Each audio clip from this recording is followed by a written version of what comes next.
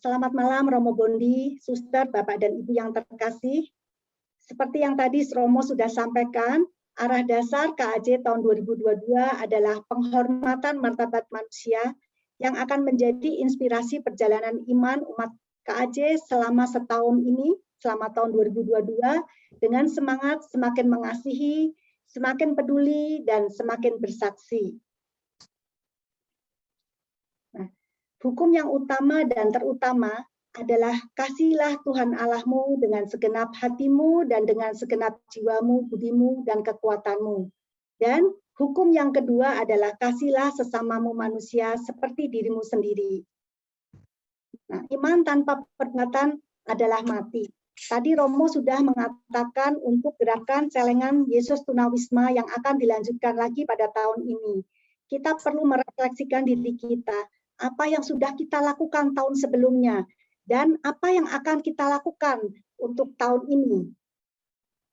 Di dalam Amsal 29 ayat 7 dikatakan, orang benar mengetahui hak orang lemah, tetapi orang fasik tidak mengertinya. Dengan kita melayani sesama kita yang sedang menderita, kita juga melayani Yesus sendiri. Sejalan dengan tema besar APP 2021 yaitu semakin mengasihi, semakin peduli, dan semakin bersaksi, kita semua diajak untuk semakin mengasihi, semakin peduli, dan semakin bersaksi kepada orang-orang di sekitar kita, terutama kepada kaum lemah, kecil, miskin, tersingkir, dan difabel. Nah, melihat kondisi hidup martabat manusia pada situasi saat ini di mana pandemi masih berjalan sudah lebih dari 2 tahun, maka ada 4 bidang aspek kehidupan yang dipandang sangat penting untuk menciptakan kesejahteraan masyarakat dan menghormati martabat manusia, yaitu di sektor pendidikan, kesehatan, sosial, dan usaha mikro. Nah, keempat bidang tersebut merupakan lahan pelayanan umat Katolik dalam APP 2022 yang akan menjadi subtema perenungan kita. Nah, tahun ini agak berbeda dengan tahun-tahun sebelumnya, di mana materi APP akan dibawakan oleh para narasumber dari para praktisi yang sudah tidak asing lagi di gereja kita, dan yang memang mereka sudah menggelutinya di bidangnya masing-masing, sesuai dengan tema-tema yang nanti akan dibawakan. Ada dari ASAK, dokter, dari Si Kesehatan, PSE, dan penggiat UMKM. 4 bidang tindakan nyata itu kita berjalan bersama mereka yang membutuhkan pertolongan dalam situasi saat ini. Tetapi kenyataannya kita mungkin tidak bisa berjalan bersama-sama karena mungkin masih banyak dari umat kita, dari orang lain yang masih tertinggal. Jadi kita perlu solidaritas dan dukungan untuk saudara-saudara kita itu. Karena kasih Allah mendorong kita untuk melakukan sesuatu, untuk bergerak dalam bertindak dan terlibat di dalam aksi-aksi tersebut. Seperti orang Samaria yang baik hati, melakukan suatu aksi nyata. Jadi cinta harus diwujudkan dalam tindakan konkret sebagai perwujudan kasih Allah.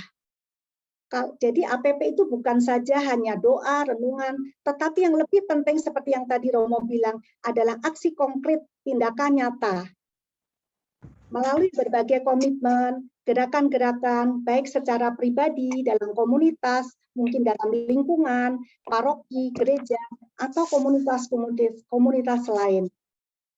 Nah, kita menghadirkan wajah kebaikan dan kerahiman Allah untuk semua orang. Kita ini hanya mengambil hanya sebagian kecil dari karya penyelamatan Allah yang menggerakkan hati kita untuk melakukan aksi bagi mereka yang membutuhkan. Inilah yang akan kita renungkan dan kita wujudkan dengan melakukan gerakan-gerakan konkret melalui selama masa Prapaskah ini dan selama tahun 2022 ini. Untuk itu, marilah kita bersama-sama melayani sebagai gembala baik dan murah hati dengan semangat semakin mengasihi, semakin peduli, dan semakin bersaksi. Tuhan memberkati.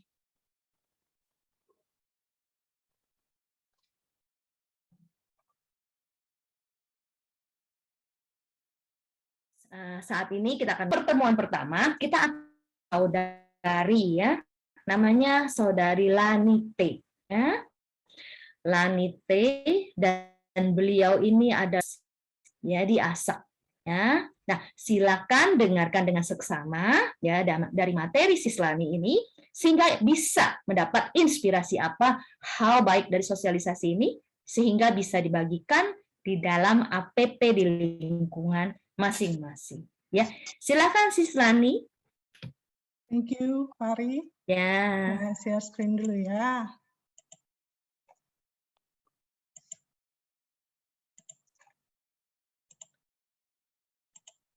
Oke, selamat malam Bapak Ibu sekalian. Perkenalkan, saya Lani, saat ini ikut dalam kepengurusan di ASAK. Selamat malam juga Romo Bondi. Dan saya akan mulai untuk topik pertama, yaitu peran gereja dalam pendidikan. Sebagai pengantar, seperti yang dikatakan oleh Ibu Wanda tadi, tahun ini adalah tahun penghormatan martabat manusia. Kita diajak untuk melihat penciptaan manusia. Allah menciptakan manusia berakar dari kasih Allah pada manusia yang sungguh luar biasa. Manusia diciptakan segambar dan serupa dengan Allah. Itu dapat kita lihat di kitab Kejadian 1 ayat 27. Lanjut, untuk bisa menyadari dan memahami martabat manusia yang demikian luhur, maka pendidikan sangatlah diperlukan. Bapak Gereja menganggap dan meyakini bahwa pendidikan memegang peranan yang sangat penting dalam kehidupan manusia. Dalam ensiklik Konsili Vatikan II, ada satu dokumen yang namanya Gravissimum Educationis, yang artinya sangat pentingnya pendidikan.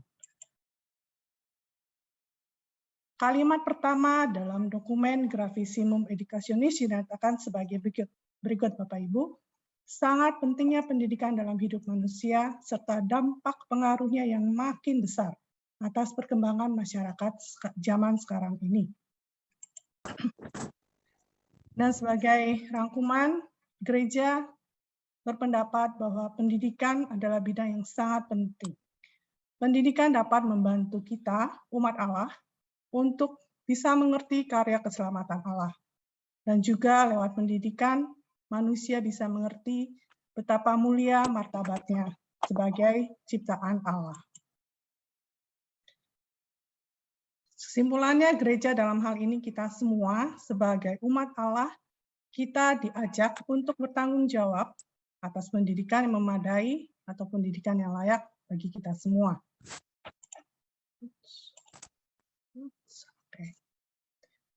Pendidikan yang memadai itu adalah kunci untuk bisa keluar dari lembah kemiskinan. Lewat pendidikan, umat Allah diajak untuk membangun kebaikan bersama atau bonum commune yang untuk meningkatkan penghormatan martabat manusia. Kita sebagai umat Allah semua diajak untuk ambil tanggung jawab sekecil apapun untuk memastikan bahwa setiap warga bisa memperoleh pendidikan yang layak. Bapak Ibu, selama pandemi COVID yang telah berjalan 2 tahun ini, saya percaya kita semua setuju bahwa banyak sekali sendi kehidupan masyarakat yang hancur berantakan. Bagaimana dalam bidang pendidikan? Dalam bidang pendidikan pun timbul banyak sekali masalah dan juga kendala. Dan banyak anak terancam putus sekolah ataupun putus kuliah. Kita lihat kasus-kasus nyata yang terjadi di paroki kita. Contoh kasus pendidikan yang terjadi selama pandemi COVID untuk jenjang ayu sekolah. Katakanlah ada 2 saudara, Anna dan Elsa. Mereka 3 bersaudara, masih mempunyai seorang adik yang balita. Anna dan Elsa bersekolah di salah satu SMP swasta Katolik. Ayah mereka karena pandemi COVID terpaksa harus berhenti dari pekerjaannya dan ibu mereka adalah ibu rumah tangga. Selama pandemi, kita tahu bahwa anak-anak harus belajar secara daring atau online. Hal ini menyebabkan masalah baru bagi Anna dan Elsa, karena mereka tidak punya gadget atau HP sendiri untuk bisa mengikuti kelas online. Mereka terpaksa memakai gadget atau HP ibunya yang dalam tanda kutip sudah jadul. Hal ini menyebabkan Anna dan Elsa harus berbagi waktu. Siapa yang harus mengikuti kelas daring hari ini, siapa yang harus ikuti besok. Membuat pembelajaran mereka tidak optimal, sehingga mereka membutuhkan gadget baru untuk mendukung proses pembelajaran mereka. Mengetahui kasus ini, maka Bapak Ibu, di awal tahun 2021, ASAK bekerjasama dengan Bina Iman Taman Permata Buana sepakat untuk memberikan bantuan gadget atau HP bagi anak-anak yang sangat membutuhkannya. Membantu mereka untuk bisa belajar lebih optimal dan juga membantu mereka untuk lebih semangat lagi karena mereka bisa mempunyai gadget sendiri dan bisa mengikuti pembelajaran kelas mereka secara online dengan lebih baik. Selanjutnya kita juga bisa melihat kasus yang lain, yaitu di Ayo Kuliah. Bapak Ibu, Maria adalah anak Ayo Kuliah. Dia bergabung dengan Ayo Kuliah pada waktu dia mulai masuk kuliah semester 1. Sekarang Maria sudah semester 6. Maria mendapat bantuan uang kuliah dari ASAK sekitar 60%, dan dia membayar sekitar 40% untuk biaya kuliahnya. Maria tahu kemampuan kedua orang tuanya, sehingga dia bekerja sendiri untuk membiayai kuliahnya.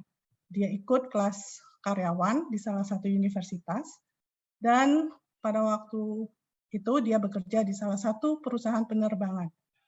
Tetapi pandemi membuat keadaan keuangannya berubah. Karena gaji Maria terpaksa harus dipotong 50%. Kadang dia mendapat 50%, kadang lebih sedikit dari 50%, kadang malah kurang, hanya 30%. Tergantung bagaimana perusahaan penerbangan itu memutuskan pembayaran. Hal ini menyebabkan munculnya tunggakan. Karena gaji Maria tidaklah cukup untuk membayar uang kuliah, dan sebagian besar harus digunakan untuk kebutuhan pokok karena keluarganya pun baik ayah maupun ibunya mengalami hal yang sama. Walaupun mereka bekerja, tetap saja dengan gaji yang dipotong sangat mendesak untuk memenuhi kebutuhan pokok mereka. Dengan munculnya tunggakan, maka Maria terancam putus kuliah. Karena selama setahun dia tidak dapat melunasi biaya kuliahnya. Dan biaya kuliahnya semakin lama semakin besar dan muncul tunggakan sehingga Uninya memberikan surat supaya dia segera melunasi tunggakannya. Mengetahui hal ini, ASAK bekerjasama dengan TPH mendapatkan dana tambahan untuk Maria lewat celengan Yesus Tunawisma. Puji Tuhan, tunggakannya telah terbayarkan dan Maria bisa melanjutkan kuliah lagi. Dan penuh syukur lagi bahwa Maria telah mendapat pekerjaan yang baru, sehingga sekarang Maria bisa kuliah dan membiayai biaya kuliahnya sendiri. Bapak Ibu sekalian, dalam pertemuan lingkungan nanti, untuk topik pertama ini kita diajak untuk sharing dan pendalaman akan peran gereja dalam pendidikan. Yang perlu kita sharingkan adalah seperti Bapak Ibu saya bacakan. A, apakah Anda juga pernah atau sedang mengalami persoalan yang sama seperti kasus Anna dan Elsa ataupun kasus Maria? Yang kedua, apa jadinya kalau semakin tinggi angka buta huruf banyak anak yang tidak mempunyai kesempatan untuk bersekolah? Dan yang terakhir, hal konkret apa yang bisa kita lakukan untuk mengatasi masalah ini secara bersama-sama? Bapak Ibu nanti dalam pertemuan lingkungan boleh memilih salah satu wakil umat untuk mencatat usulan apa yang muncul dari pertemuan itu dan apa yang bisa dilakukan untuk bisa membantu pendidikan sekecil apapun. Oke, next-nya kita lihat lagi bacaan kitab suci untuk satu minggu atau topik pertama ini diambil dari kitab Sirat 30 ayat 1 sampai 13. Itu bacaan lengkapnya Bapak Ibu. Sebagai highlight-nya kita lihat di Sirach ayat 2, 4, 5, dan 13. Oke, untuk ayat 2 dan 4 saya bacakan. Ayat 2, barang siapa mendidik anaknya dengan tertib akan beruntung karenanya, dan di antara kenalan boleh membanggakannya. Ayat keempat, meskipun ayahnya meninggal, namun seolah-olah tidak mati, sebab gambarnya tidak ditinggalkan. Apa yang dimaksud dengan itu? Bapak Ibu, kitab ini ingin menyatakan bahwa pendidikan merupakan hal yang peran utama dan pertama dari orang tua. Orang tua bisa menjalankan ini dalam arti memberi pendidikan yang layak bagi anak-anaknya berada dalam keadaan yang rahmat atau beruntung. Dan juga pendidikan dapat memberi kebanggaan bagi keluarga. Saya rasa kita semua setuju jika anak kita bisa berhasil dalam pendidikan, menjadi sarjana, baik S1 maupun S2, pasti kita semua yang di sini yang sebagai orang tua bisa merasakan kebanggaan tersendiri. Oke.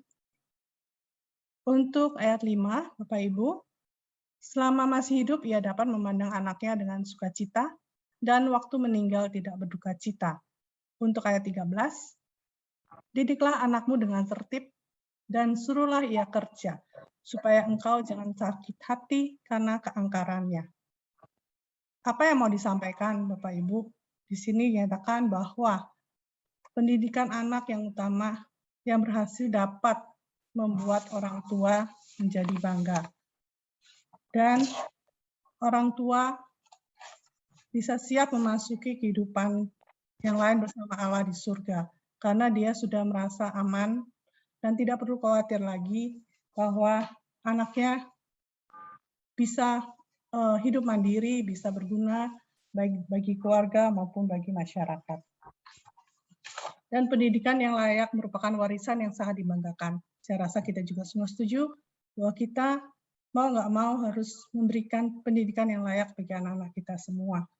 Dan terakhir, pendidikan bisa membawa kebajikan bersama dan menghindarkan seseorang dari kejahatan. Ini sesuai yang dibahas dalam Gravissimum Educationis tadi, menimbulkan bonum comune, yaitu memberikan kebaikan bagi masyarakat. Next. Bapak Ibu, saya rasa kita semua setuju bahwa firman Tuhan bukanlah kata-kata saja, tetapi firman Tuhan kita adalah firman yang hidup. Oleh sebab itu, saya mengajak Bapak Ibu untuk melihat kisah sukses anak ayah kuliah. Ini dapat suatu gambaran bagi kita semua betapa pendidikan dapat membantu anak-anak mencapai sukses yang diharapkannya. Mari Bapak Ibu kita berkenalan dengan Rio. Rio adalah ayah kuliah angkatan pertama. Jadi sudah ya sekitar 8 atau 7 tahun yang lalu, Rio masuk sebagai angkatan ayah yang pertama dan dia berhasil lulus sebagai sarjana akuntansi. Bapak Ibu, di awal kelulusan Rio, dia sempat bimbang. Apakah dia akan bekerja atau melanjutkan kuliahnya? Karena dia tahu keterbatasan biaya yang dihadapi oleh keluarganya. Ayah Rio bekerja sebagai supir dan ibunya sebagai seorang ibu rumah tangga. Dengan pemikiran dan diskusi dan bertanya ke sana-sini, akhirnya Rio memutuskan untuk melanjutkan kuliahnya dan dengan bantuan ASAK. Dan Rio sungguh mendapat pendidikan yang pertama dari orang tuanya yang sangat baik, karena walaupun dia sudah mendapat bantuan, dia tetap berjuang dan bekerja sebagai part-timer, sebagai barista di salah satu kafe di Jakarta ini. Puji Tuhan, sekarang Rio sudah bekerja dan mempunyai karir dan penghasilan yang bagus.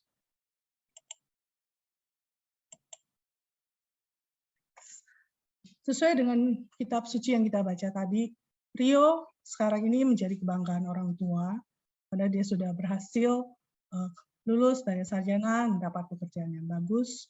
Selain itu, Rio juga menjadi kebanggaan bagi kami di ASAK, karena dia membawa dampak yang positif. Dia bisa mengajak adik-adiknya untuk bersemangat, untuk bisa punya motivasi melanjutkan ke jenjang lebih tinggi.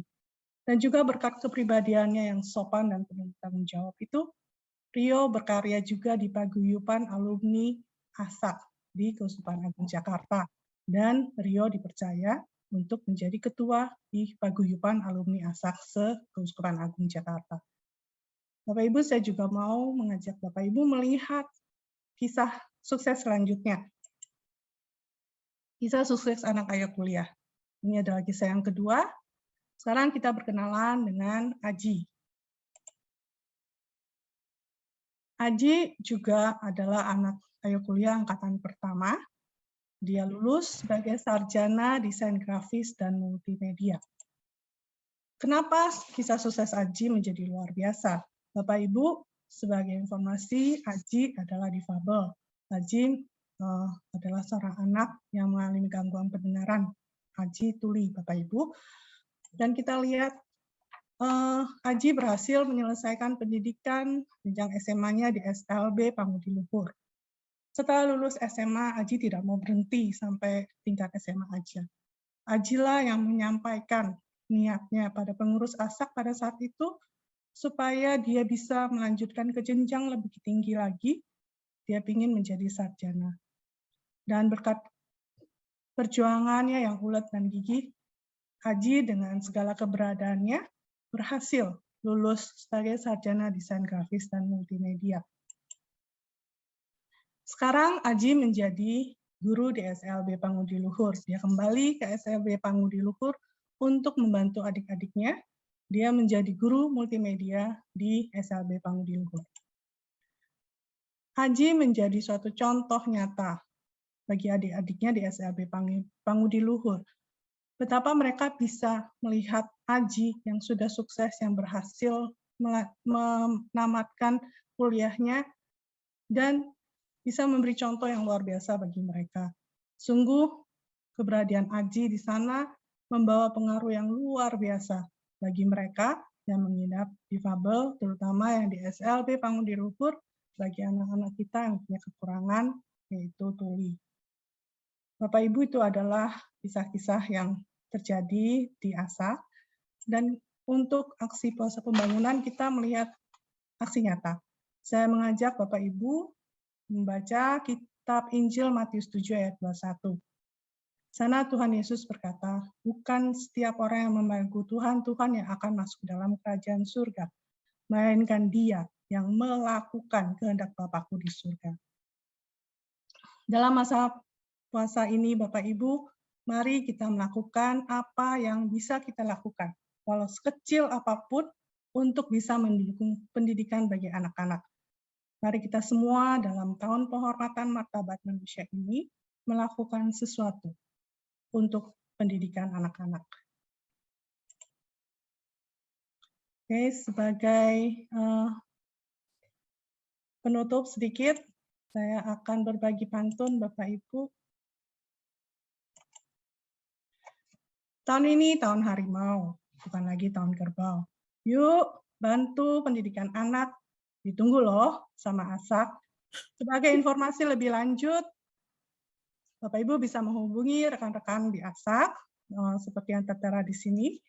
Boleh menjadi penyantun maupun donatur, atau juga bisa ikut terlibat bersama kami dalam ASAK untuk melakukan pelayanan pembinaan anak ASAK.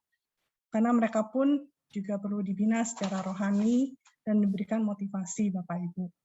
Nah, sekali lagi saya mengundang jika Bapak Ibu tertarik boleh menghubungi Evi, Rina maupun Dewi. Ini saya sertakan juga rekening informasi ASAK jika Bapak Ibu ada yang berkenan untuk memberikan dana untuk bantuan pendidikan. Demikian Bapak Ibu. Terima kasih, selamat malam, dan salam ASAK. Selamat malam, terima kasih Dr. Fari atas introduksinya. Baik, selamat malam Romo, Suster, dan Bapak Ibu sekalian yang terkasih dalam Yesus Kristus. Setelah mungkin tadi yang pertama Bu Lani membawakan mengenai pendidikan, berarti yang kedua ini untuk pertemuan kedua adalah bidang kesehatan. Saya izin share ya. Oke, mudah-mudahan sudah terlihat. Sudah terlihat ya Dokter Fari ya? Ini. Oke. Baik, kita mulai ya. Mungkin aksi puasa pembangunan saya itu di skip, udah diterangkan oleh Ibu Wanda, yang di bagian awal. Oke, yang kita bicara tentang yang kedua ini adalah mengenai bidang kesehatan. Kalau kita bicara tentang bidang kesehatan, maka karya pelayanan kesehatan itu merupakan bagian yang tidak terpisahkan sebagai upaya untuk mewartakan kerajaan Allah. Mengapa? Karena sebenarnya gereja sendiri berguru kepada Yesus yang menyembuhkan. Kalau kita lihat nih, Bapak Ibu bisa lihat gambar yang di sebelah kanan ini. Kalau dilihat nih kan ada orang, mukanya hitam-hitam, segala dibalut dengan perban, jadi rasanya dia sangat menderita sekali. Dan kalau dilihat tuh di belakang orang-orang tuh tidak ada yang mau mendekat dengan dia. Tapi Yesus sendiri kalau kita lihat berani mendekat dan memegang serta tidak takut akan orang ini. Maka tidak takut dia ini punya penyakit menular, punya penyakit yang bisa menulari Yesus, dia tidak takut. Jadi kalau seseorang itu menderita sakit, intinya adalah di sini bahwa tidak hanya fisiknya saja, tapi dia juga nih kalau lihat dari gambar ini dia juga dikucilkan oleh teman-temannya sehingga seluruh eksistensinya juga akan terkena. Lalu nih tadi mungkin kita bicara sekarang kan dengan masa pandemi. Bapak Ibu tahu kasus meningkat. Dalam minggu ini saja ini kita sudah mulai memasuki gelombang ketiga ya. Kasus ini mungkin 2-3 hari yang lalu bahkan melebihi kasus Delta kita yang di gelombang kedua, 64.000 rasanya. Hari ini sih 59.000 turun, jadi 64, 63, 59. Apa sih yang mungkin kita perlu ketahui tadi, dengan kasus yang semakin banyak, maka beban dari rumah sakit, banyak orang kan menjadi sakit dan banyak yang membutuhkan perawatan di rumah sakit. Tuh. Kalau kita ingat zaman dulu di gelombang kedua, maka hampir seluruh rumah sakit itu penuh. Kita mau mencari perawatan saja ke IGD susah sekali, banyak yang kosong. Maka kalau memang penuh akan ditolak dan kita harus mencari rumah sakit lainnya. Para nakes yang bekerja di sana pun juga tidak mengenal lelah, karena mereka pun juga terbatas dan mereka kadang harus long shift ya, kita bilang harus kerja ekstra, di mana mereka juga berhadapan dengan para penderita, kemudian harus memakai APD, di mana kerja keras dan taruhan nyawanya itu merupakan hal yang dipertaruhkan oleh mereka. Untungnya sih memang di gelombang ketiga ini sepertinya kasus-kasus kita umumnya ringan.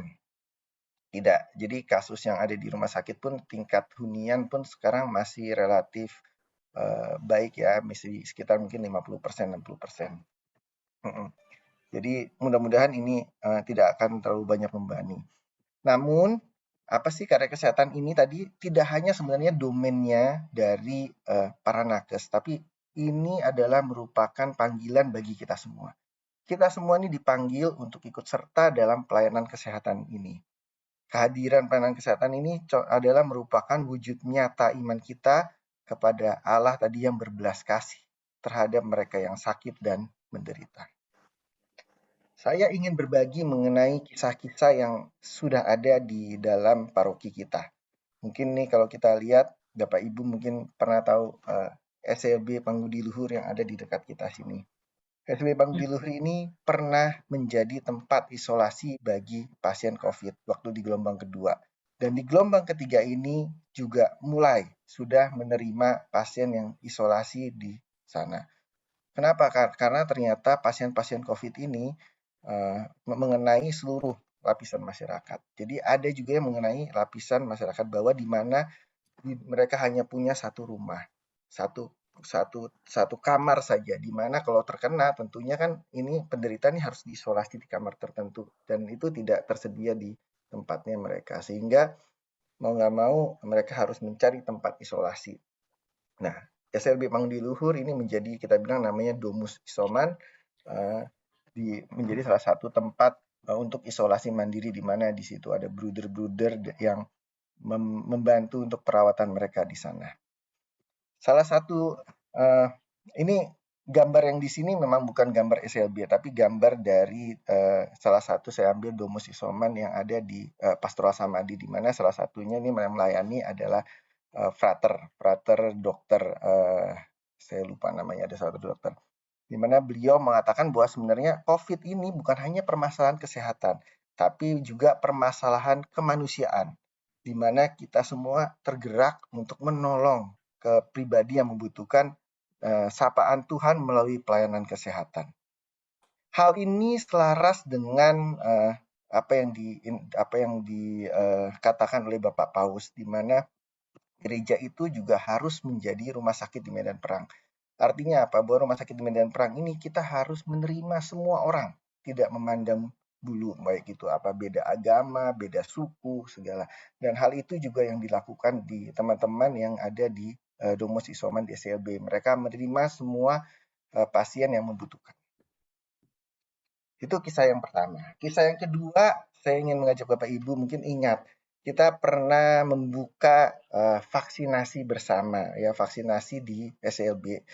Waktu itu mungkin ada sekitar berapa ya, hampir 1000-an lebih yang ikut. Nah, kenapa bisa khusus? Hal ini ada yang khusus adalah karena kita melakukannya untuk para penyandang difabel spesifik ya, dan di luar masyarakat umum. Jadi di saat itu kita memberikan pelayanan vaksin kepada mereka yang penyandang difabel. Nah, ini ada komentar juga dari tenaga kesehatan bahwa sebenarnya bahwa mereka tuh sangat bahagia boleh diizinkan memvaksin saudara-saudara kita yang dari rentan difabel. Kenapa? Karena mereka ini juga mempunyai hak yang sama dengan mereka yang normal, yang tidak merupakan penyandang difabel, di mana juga berhak atas kesehatan yang setara. Jadi memang ini kadangkala ada suka dukanya lah untuk penyandang difabel. Ada yang memang perlu sentuhan khusus, perlu dibujuk. Kadangkala juga ada yang memang tidak mau turun, jadi kadang-kadang kita modifikasi, ada yang harus datang ke mobilnya, memeriksa, dan menyuntik di sana. Ya, suka dukanya di situlah spesifiknya. Tapi apa yang saya mau ambil adalah bahwa kesehatan tadi ini, peran ini bukan hanya untuk peran dari tenaga kesehatan, tapi peran kita semua, di mana gereja ini adalah kita. Dan setiap langkah pelayanan ini juga menyentuh dari setiap kita juga. Kisah ketiga, ini di dalam masa pandemi. Mungkin Bapak Ibu sudah mengetahui juga ini. Kita punya program yang namanya Satora Mendampingi. Satora Mendampingi ini adalah suatu program yang dibentuk mungkin tahun 2020 ya, bulan Mei, April atau Mei, di mana ini dibentuk untuk mendampingi Bapak Ibu sekalian yang terkena COVID dan membutuhkan pendampingan. Pendampingan apa yang diberikan, yaitu pendampingannya dalam 3 aspek, yaitu pendampingan medis, pendampingan rohani, dan pendampingan psikologi. Bagaimana waktu itu caranya adalah Bapak Ibu yang terkena bisa membutuhkan bantuan, bisa menginformasikannya kepada ketua lingkungan atau kepada prodiakon, nanti akan disalurkan, diteruskan informasinya kepada tim Satora Mendampingi, dan selanjutnya tim Satora Mendampingi akan membuat grup-grup pendampingan di mana masing-masing pasien itu berbeda-beda. Jadi aspek kerahasiaan, aspek konfidensialitas itu tidak perlu dikhawatirkan, semua akan tersimpan dengan rapi. Kita tidak akan membocorkan antara pasien satu dengan pasien yang lainnya. Nah, itulah tiga contoh kisah yang ada di tempat kita. Berbekal dari pengantar dan kisah-kisah itu, maka terdapat beberapa pertanyaan reflektif yang mungkin kita bisa sharingkan di dalam pertemuan lingkungan ini, yang kedua ini. Yang pertama adalah mungkin kita bisa tanyakan juga, kita bisa refleksikan bahwa tentunya kalau di antara kita yang mengalami sakit, tentu apalagi kita tidak punya asuransi, tidak ditanggung, tentunya maka beratnya biaya berobat sendiri kita tahu itu sangat mahal ya. Jadi mungkin ada di antara kita yang mengalami situasi beratnya biaya berobat dikala kita sakit atau membutuhkan dokter. Ataupun sekarang dikala kita masa pandemi COVID, kita tahu betapa sulitnya mencari rumah sakit plus biaya pengobatan yang juga mahal. Dan pendampingan kesehatan merupakan kebutuhan yang utama.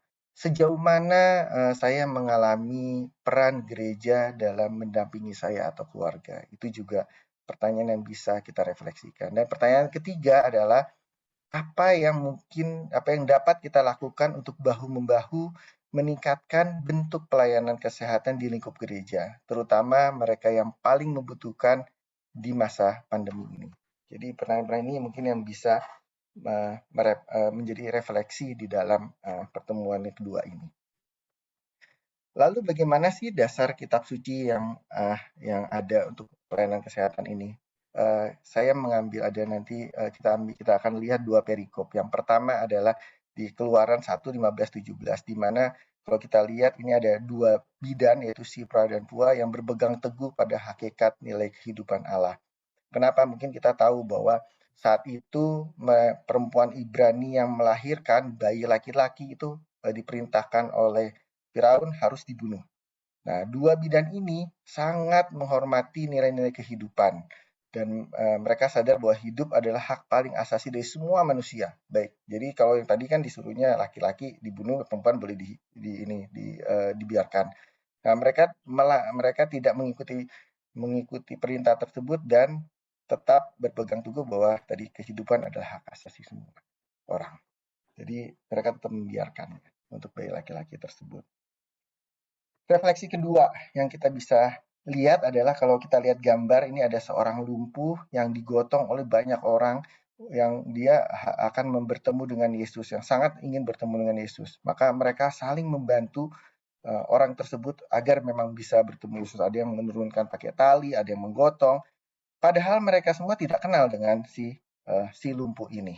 Maka memang ini adalah suatu sisi kemanusiaan yang ditunjukkan oleh orang-orang bahwa mereka membantu orang lain yang tidak dikenal. Jadi kalau kita juga melihat orang sakit atau menderita, bahwa kita sadar, kita diajak untuk membantu, di mana tidak hanya ini juga persoalan medis, juga persoalan batin atau persoalan yang lain seperti di sini cara untuk mendapatkan pelayanan kesehatan dibantu dengan cara menggotong. Lalu apa yang bisa kita lakukan di dalam masa HPP ini? Saya coba bagi 3 ya, nanti ini ada yang di sisi individu, nanti kita ada lagi di sisi lingkungan dan sisi paroki. Sisi individu, apa yang bisa kita lakukan? Satu, mungkin seperti kita ketahui bersama ini masa pandemi dan banyak orang tentunya ada yang terkena COVID-19. Jadi kalau kami sangat mengharapkan Bapak Ibu sekalian apabila ada gejala atau memang teridentifikasi kontak erat atau bahkan dalam masa isolasi mandiri dengan COVID, tentunya diharapkan tidak mengikuti misa offline atau berpergian keluar rumah.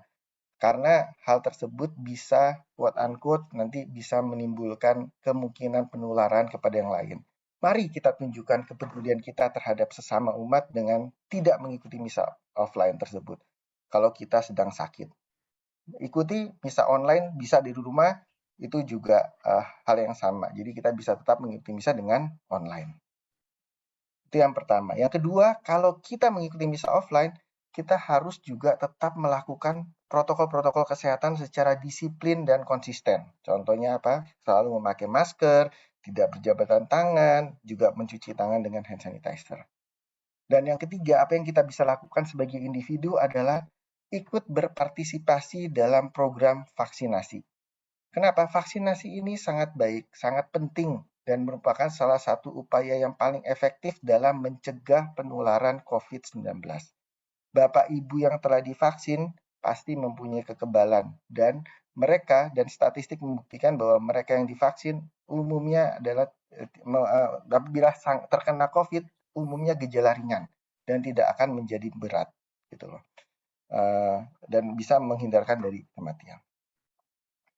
Kedua, apa yang kita bisa lakukan sebagai lingkungan atau wilayah, sebagai umat atau lingkungan atau wilayah?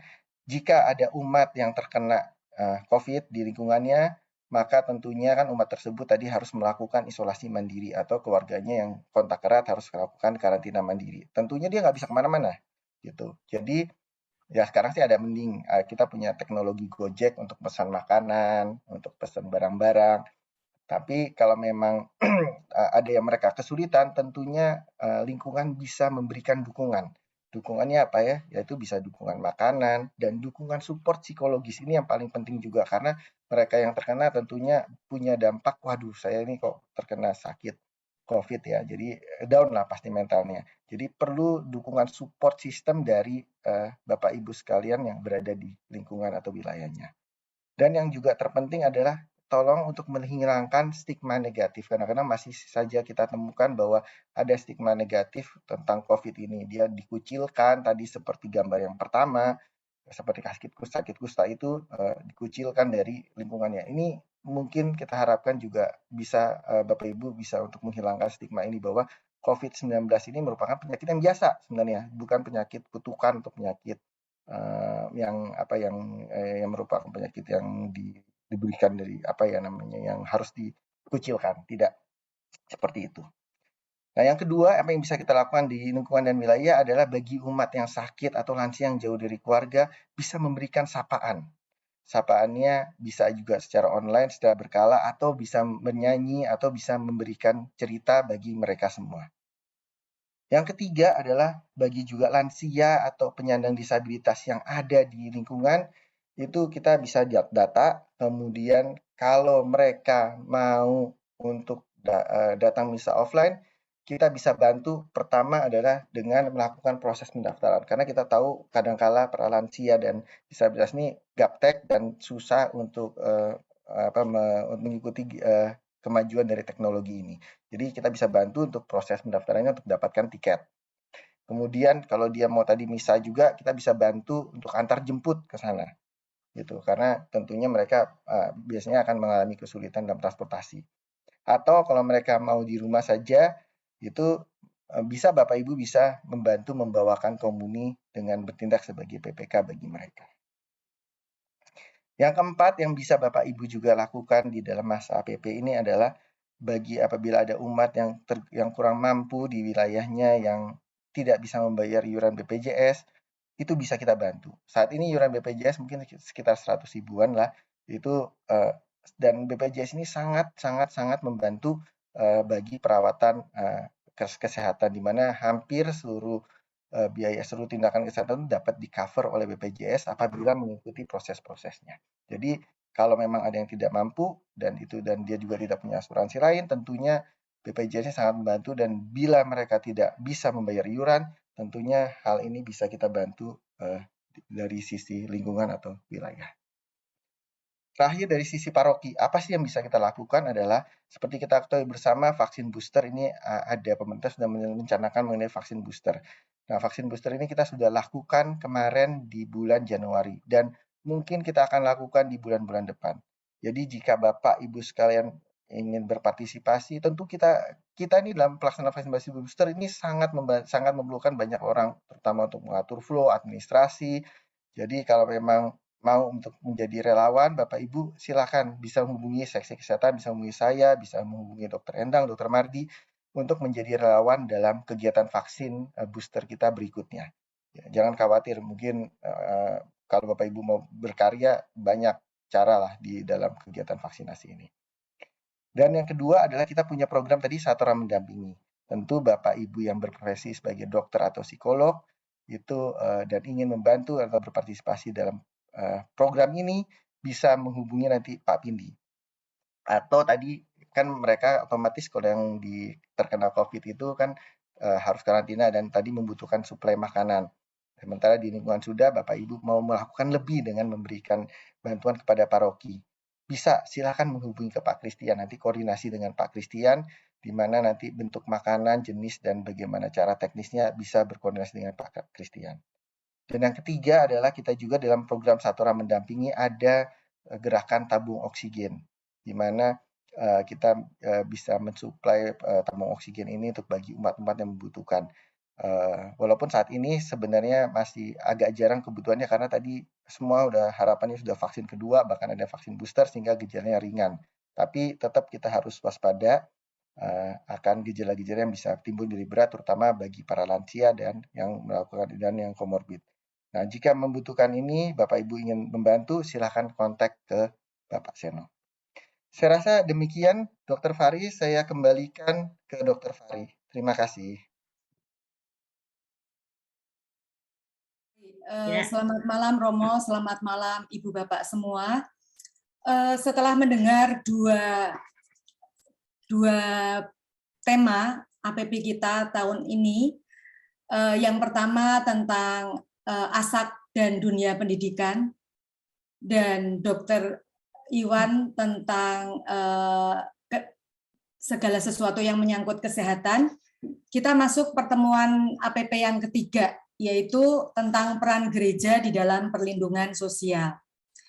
Apa sih perlindungan sosial itu? Perlindungan sosial adalah bantuan yang diberikan oleh pemerintah kepada warga negara yang belum mampu memenuhi kebutuhannya sendiri, khususnya terutama dalam bidang sandang, pangan, papan, pendidikan, dan kesehatan.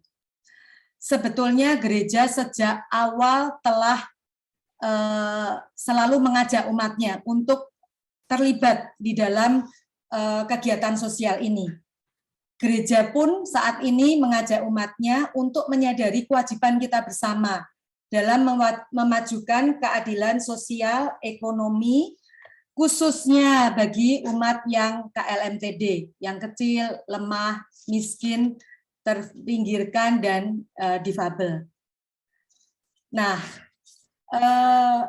ini fakta yang ada di sekitar kita. Ya, ini adalah salah satu rumah kontrakan umat kita di Stefanus 4, persis di pinggir jalan rel kereta. Jangan tersaru dengan plat nomor motornya yang AB. Ini real di Jakarta, ya, di daerah Rawabuaya situ. Seorang ibu tinggal di sini dengan sewa kontrakan, kalau saya nggak salah ingat 400 atau 450.000 sebulan, ya. Kereta setiap berapa menit lewat, dan kondisinya sangat memprihatinkan. Dia tinggal di atas tuh yang ada jemuran-jemuran itu, di situ tinggalnya. Nah, kemudian ini adalah dua rumah umat kita di Yohanes 6. Foto yang kiri, kulkasnya mentereng, ya, ada di atas, dekat ranjang, dekat tempat tidur. Bukan kenapa-kenapa, sengsara kan kalau mau ngambil apa-apa harus naik tangga dulu, ya, untuk mencapai kulkasnya. Kalau Bapak Ibu lihat, ini di dekat TV ini ada garis itu. Nah, itulah kalau air sedang banjir, tingginya segitu. Makanya tempat tidurnya sampai ditaruh di atas itu, karena ya itu cuma sedikit lebih tinggi dari permukaan air yang biasanya terjadi. Sementara dua foto di sebelahnya sama-sama di Yohanes 6 juga. Bapak Ibu, ini lebih kelihatan lagi kalau ini batas airnya, ya. Dan ini lihat kondisi ketika mereka banjir terjadi seperti itu. Nah, ada lagi mungkin teman-teman sebelum pandemi, beberapa tahun sebelum pandemi sering melihat seorang bapak tua yang sangat bongkok, suka bawa gembolan tuh, ya, tas plastik resek banyak, besar banget, isinya macam-macam. Seringnya nongkrong di Gua Maria, kadang naik di lantai 4 dan sebagainya gitu. Mestinya kita pernah lihat Bapak ini, tapi mungkin kita nggak pernah perhatiin sampai Pak Iswanto, Ketua Seksi PSE, mengetahui bahwa Bapak ini, Pak Sinyo namanya, ditangkap oleh Dinsos. Dan akhirnya Pak Is beserta teman-teman PSE mengupayakan beliau dicariin rumah kontrakan, waktu itu di rumah seorang ibu aktivis WK di Stefanus 4 juga, dan dirawat di situ. Tapi kemudian ibu ini meninggal, dan Pak Sinyo ini karena terbiasa hidup suka-suka sendiri, jadi agak sulit ketika nggak ada yang ngurus. Kemudian dicarikan keluarga yang masih ada. Dan puji Tuhan ketemulah bahwa Pak Sinyo ini masih punya seorang keponakan di Jambi. Jadi akhirnya dengan bantuan seorang seksi sosial lingkungannya, ini Pak Nardi dari SSL Stefanus 4, mengantarkan beliau ke tempat ponakannya, dan puji Tuhan juga keponakannya merawat beliau dengan baik, sering berkirim foto, dan belakangan Pak Sinyo ini meninggal, tapi meninggal di dalam cinta kasih keluarganya sendiri. Dari apa yang kita lihat, secupliklah kisah yang terjadi di umat kita. Kita akhirnya mengetahui bahwa di paroki kita ada keluarga-keluarga yang masih berjuang keras untuk memenuhi kebutuhan dasar mereka. Nah, apakah ada hal-hal yang menarik perhatian Ibu Bapak sekalian? Menurut teman-teman, apa yang menyebabkan kondisi sulit tersebut terjadi? Mungkin ada yang berpikir, ya nasib, suratan takdirnya seperti itu gitu ya. Mungkin juga akan ada yang bilang ya biasa males lah, atau mungkin pikiran-pikiran yang lainnya. Nah, juga apakah yang dapat kita lakukan untuk menolong mereka? Sebelum kita lanjut ke dalam pendalaman, kita akan lihat dasar biblis yang diangkat oleh KAJ pada APP tahun ini untuk tema yang ketiga, yaitu dari Markus 8 ayat 1 sampai 10 tentang Yesus memberi makan kepada 4.000 orang. Di situ dikatakan bahwa banyak sekali jemaat yang mengikuti Yesus dan mereka tidak punya makanan. Yesus memanggil murid-muridnya dan berkata, "Hatiku tergerak oleh belas kasihan kepada orang banyak ini. Sudah 3 hari mereka mengikuti aku dan mereka tidak punya makanan. Kalau disuruh pulang, mereka lapar, pasti tepar di tengah jalan." Nah, murid-murid Yesus menjawab, "Bagaimana di tempat yang sunyi ini kita dapat cari makanan untuk kasih mereka makan roti sampai kenyang?" Dan Tuhan Yesus bertanya lagi kepada mereka, "Berapa roti yang ada padamu?" Dan mereka bilang, "Ada 7. Dan Tuhan Yesus menyuruh mereka duduk, Tuhan mengucap syukur, memecah-mecahkan roti dan membagikannya. Dan ternyata ada juga ikan, dan dilakukan yang sama dan kemudian dibagi-bagikan. Dan ternyata setelah orang makan kenyang, sisa roti yang terkumpul itu ada 7 bakul. Dari kisah ini, kisah yang sering kita dengar ya, saya mempelajari bahwa Tuhan Yesus itu menyatakan perasaannya. Dia bilang, "Hatiku tergerak oleh belas kasihan." Dan dia memberikan fakta. Mereka ini udah ikut aku 3 hari, makanannya nggak ada, mereka pasti lapar, kalau disuruh pulang pasti tepar di jalan.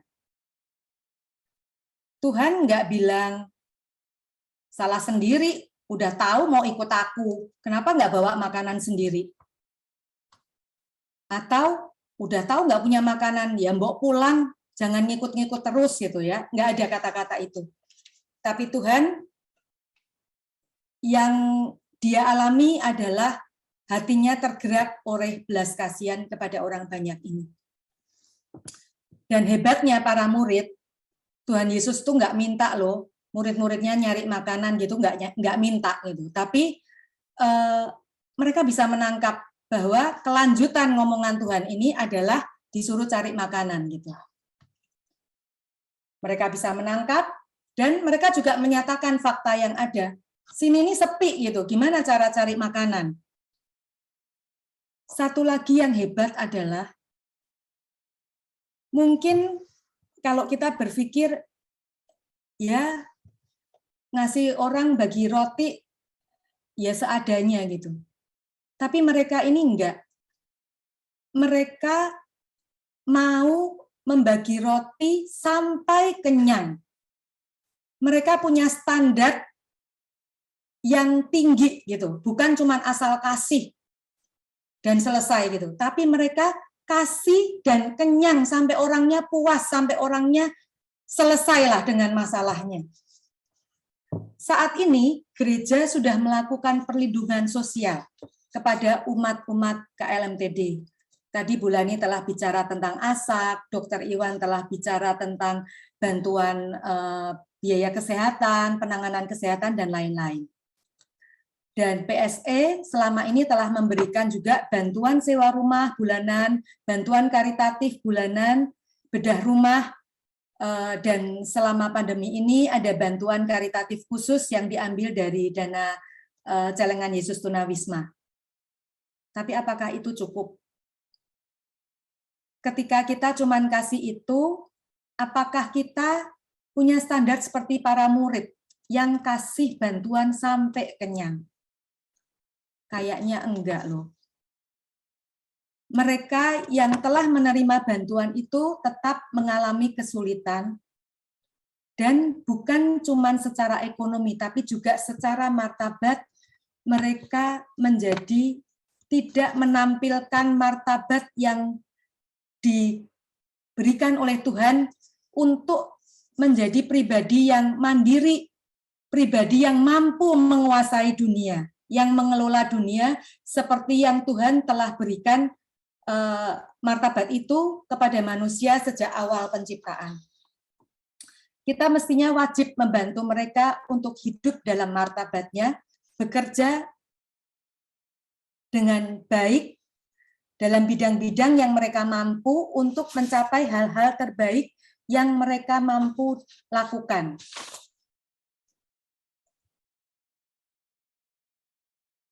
Nah, kita semua adalah gereja. Ketika pandemi, kita tahu betapa kita ini manusia yang rapuh, nggak peduli kayanya kayak apa, punya kuasa seperti apa. Toh pada akhirnya semua tunduk ketika pandemi ini terjadi. Dan pandemi ini juga menunjukkan betapa kita saling terhubung satu sama lain. Ketika gereja sudah mulai melakukan misa, dan kemudian Romo Bondi terpapar COVID, juga beberapa karyawan gereja terpapar, akhirnya kita nggak bisa misa offline lagi di gereja. Jadi satu hal terjadi pada bagian dari umat kita, itu akan mempengaruhi kita. Keterpurukan sebagian umat kita akan berdampak pada gereja, juga pada kita semua. Nah, mestinya kita seperti keluarga. Ketika di dalam keluarga ada anak-anak yang butuh bantuan lebih karena keterbatasan mereka, biasanya keluarga akan saling bahu-membahu membantu anak ini untuk mencapai hal terbaik yang bisa mereka lakukan. Dan mereka tidak pernah menyerah biasanya. Karena di dalam cinta itu ada kreativitas yang tidak terbatas. Dan manusia diciptakan segambar dengan citra Allah. Sehingga mestinya gerak manusia itu serupa dengan gerak Allah. Yesus yang adalah guru dan Tuhan kita tergerak oleh belas kasih. Mestinya kita juga tergerak oleh belas kasih. Nah, dari kisah tadi, para murid menghitung sumber daya yang ada. Jadi mereka juga melihat apa yang ada di dalam kerumunan orang itu. Mereka mengenal ada 7 roti. Yesus menggunakan sumber daya yang sangat minim, 7 roti untuk 4.000 orang. Itu artinya kalau rotinya dibagi 1 roti untuk 571 orang. Tapi semua orang bisa makan sampai kenyang, bahkan tersisa 7 bakul.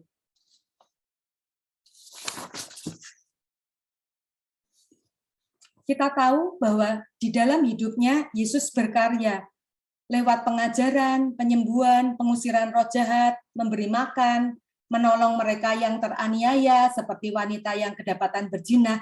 Semuanya sepenuhnya dilakukan untuk menempatkan manusia pada martabatnya sesuai dengan kodrat yang digariskan oleh Tuhan. Dan karena cinta Tuhan itu caranya tidak terbatas.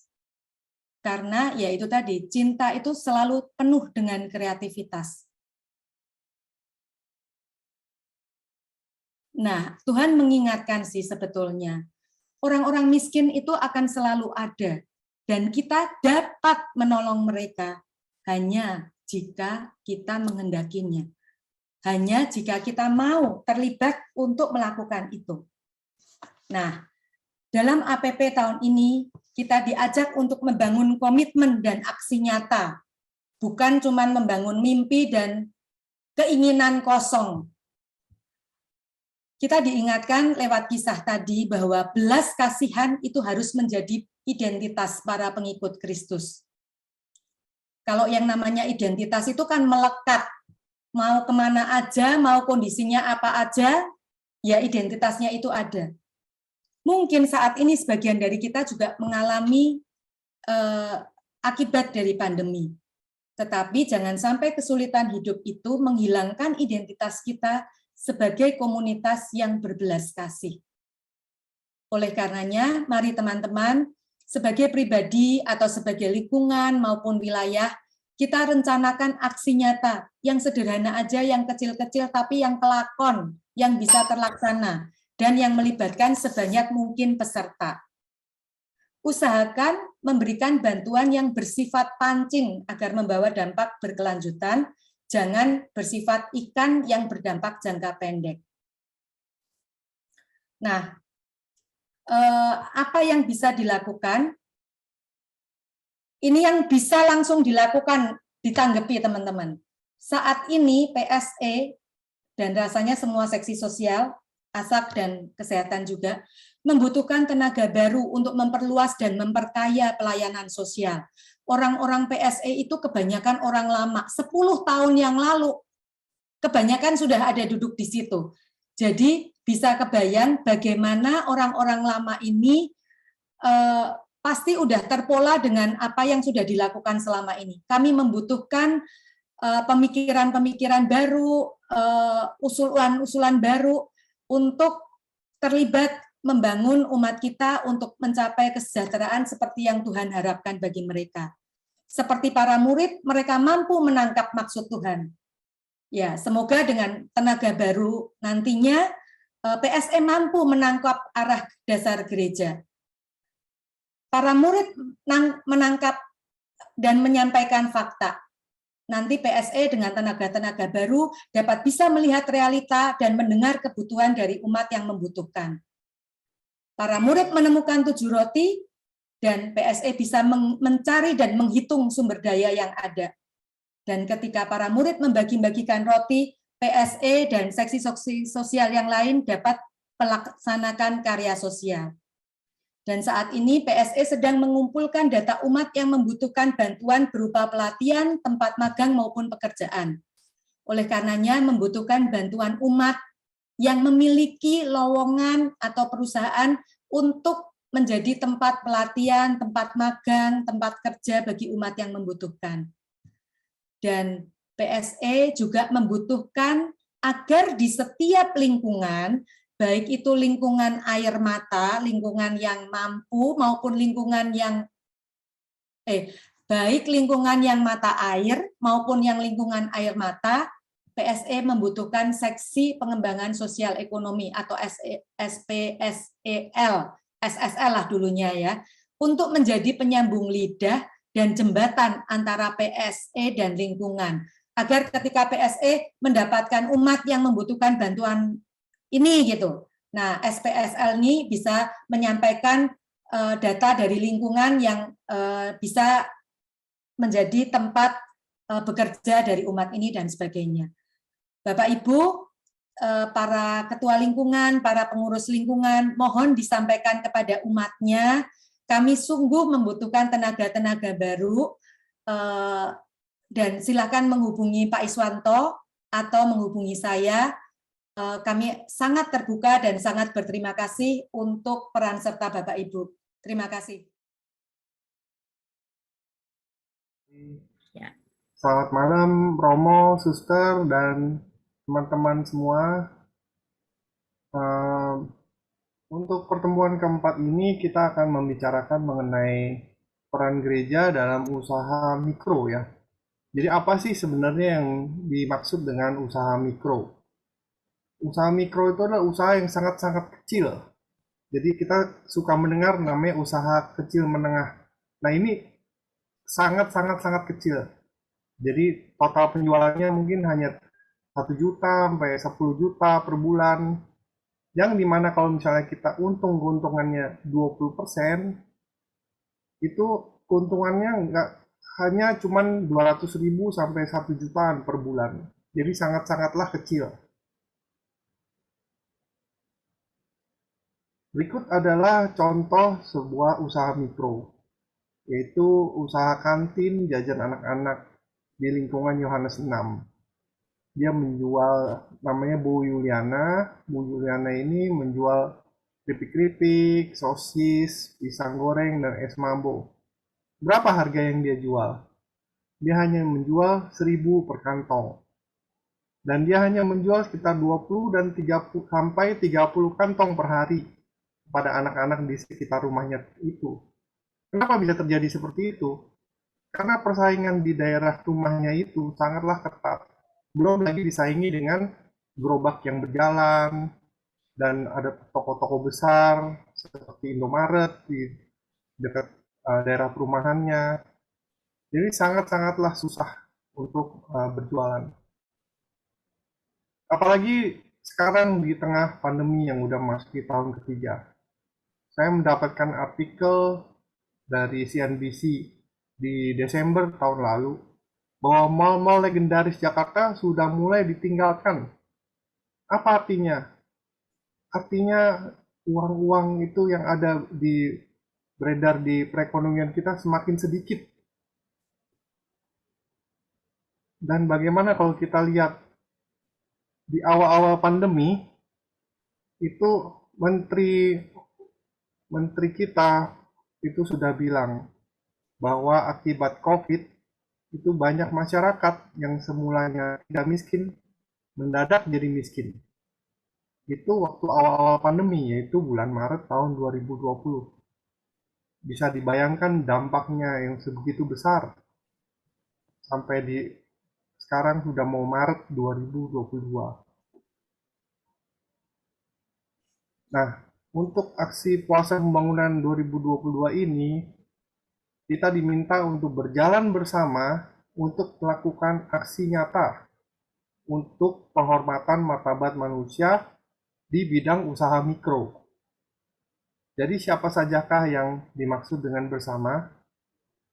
Bersama itu adalah gereja yang diwakili oleh seksi PSE dan seluruh umatnya, seluruh umat gereja. Jadi apa sajakah yang gereja yang diwakili oleh seksi PSE sudah lakukan? Jadi untuk usaha mikro ini, kita ada program yang namanya ASA atau Ayo Usaha Satora, yang memberikan bantuan pinjaman modal untuk para pengusaha mikro.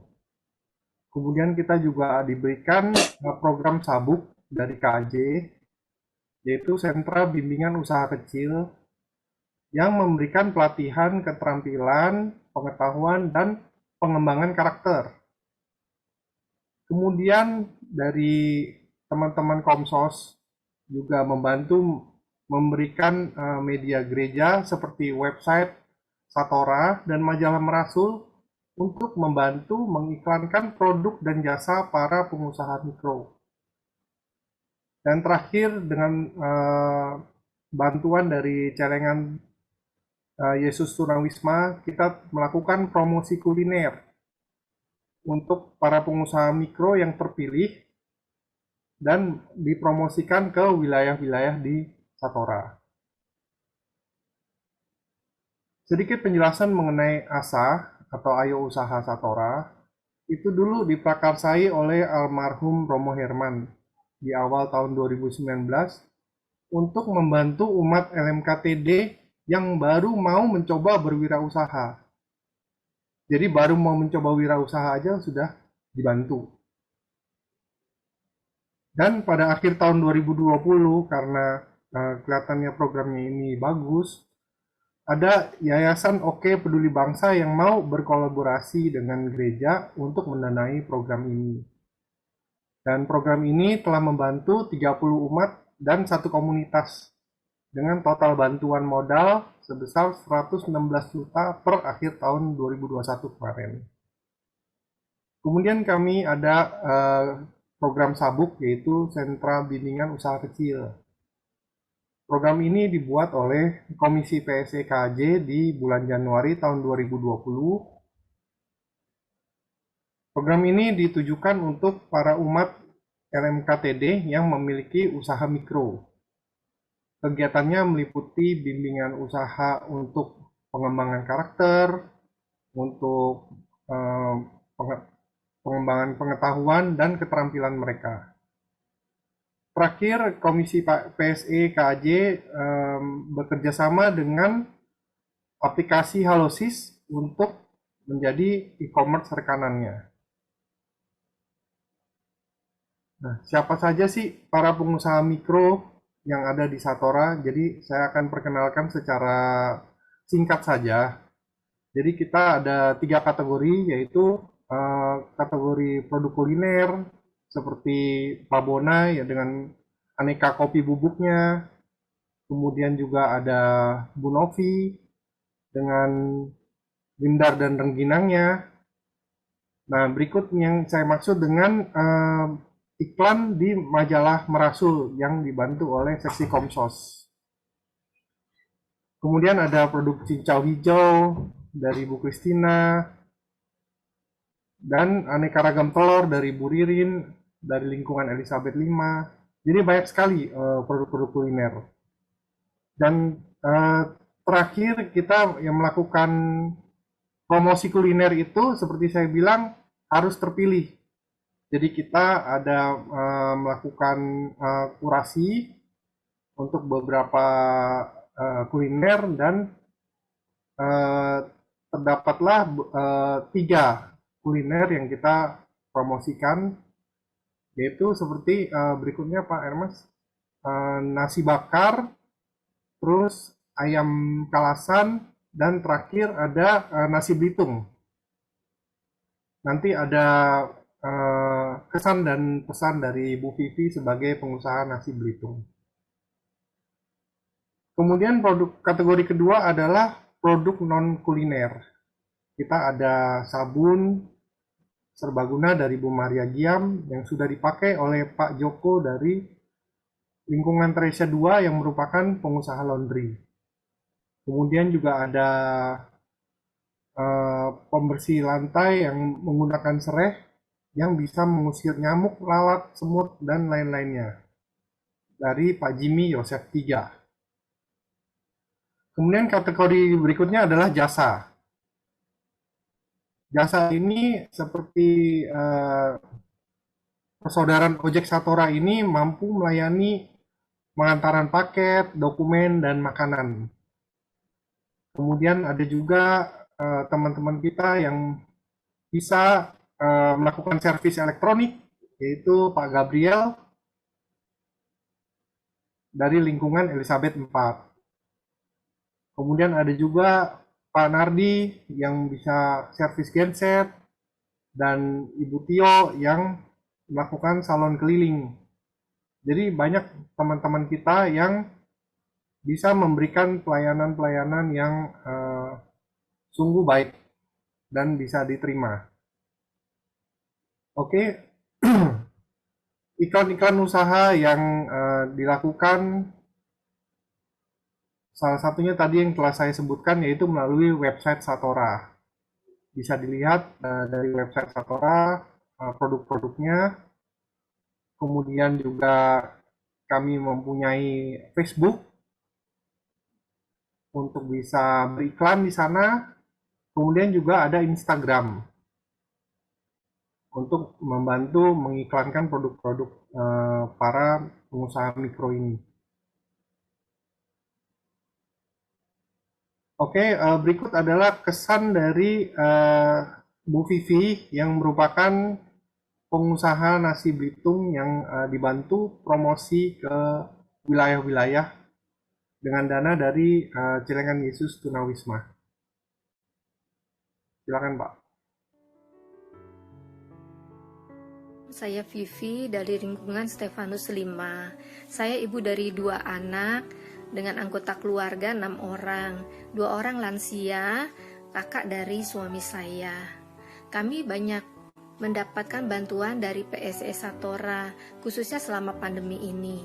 Bantuan usaha salon, Asak Ayo Kuliah, bedah rumah, bantuan ekonomi selama pandemi, dan bantuan promosi usaha kuliner nasi Belitung. Usaha kuliner nasi Belitung dimulai pada awal tahun 2020. Saat itu anak kami kehilangan pekerjaan dan juga ekonomi keluarga kami sedang tidak baik. Puji syukur usaha ini disambut baik oleh teman-teman dan juga umat di wilayah-wilayah pun mendukung usaha kami. Puji Tuhan saat ini kondisi ekonomi keluarga kami sudah mulai pulih, sudah mulai baik. Saya atas nama keluarga mengucapkan terima kasih kepada tim PSE Satora, donatur, dan segenap umat Satora yang mendukung usaha kami. Harapan kami bagi umat Satora yang sedang mengalami masalah ekonomi, jangan putus asa, teruslah berdoa, berusaha, dan tetap semangat.